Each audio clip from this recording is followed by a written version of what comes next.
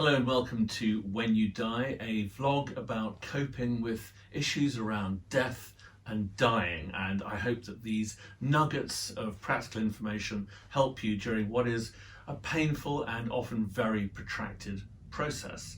Now, it was 3 weeks ago today that I got that call from the hospital from a doctor called Dr. Rooney, who rang me up and said, well, I'm a new doctor on shift.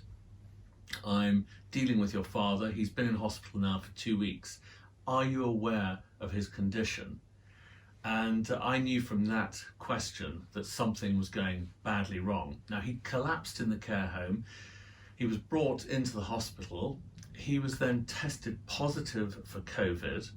But in the first week, there seemed to be a view that he was kicking off the COVID, but he had problems with E. coli, underlying COPD, his lungs basically. He'd been a heavy smoker earlier in life, and all these things were conspiring basically to make his condition worse. But in the first week, it seemed as if he was staging a recovery by degrees, and there was even talk of moving him to an interim facility and then sending him back to the care home. So we talked about his bounceability. We thought he'd bounce back yet again because he bounced back from everything, including a stroke 2 years earlier. The second week then, he wasn't reacting to the antibiotics. He was getting more delirious. He was falling into long sleeps.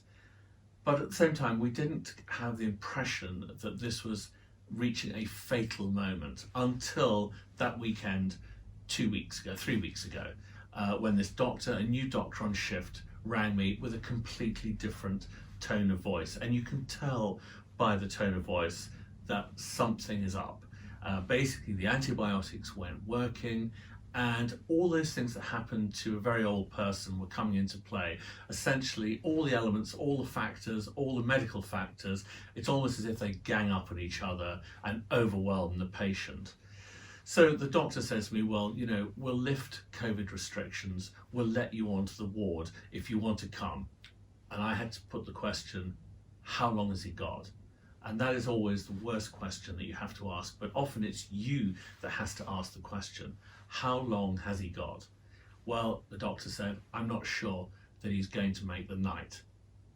Now, in the end, he made that night. It was the following night that he died, but there's normally a kind of 24, 48, 72-hour wiggle period if you want. I mean, you can't predict a death of your loved one, down to the last hour and minute. They may struggle on, or they may succumb a lot sooner.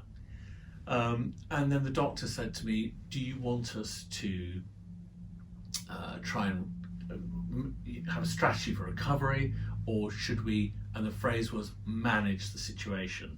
And by manage the situation, of course, that means essentially you're into palliative care. It's no longer about the patient recovering and living, it's about managing the death process.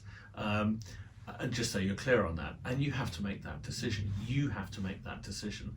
And so I said, manage the situation. You may also be asked about whether or not you want the patient to be resuscitated. Did your loved one agree not to be resuscitated? A DNR, do not resuscitate order, which should have been agreed anyway, well in advance certainly of being put in a care home.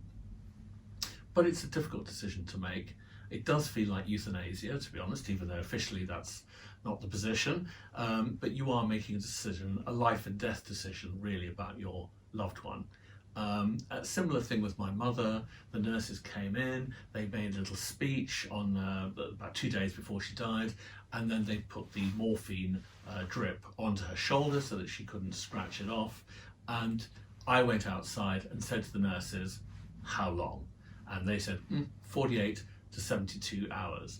So, you just have to be aware of what's going on, what you're being asked, and essentially the enormity of what's about to happen. And that is that your loved one is going to die, and that you are essentially giving the medical authorities permission to manage the situation, that this is the end. It's a difficult moment, but it's one that sometimes you might have to make that decision. I had to 3 weeks ago, but I knew it was something that my father would have wanted. Until next time, thank you and goodbye.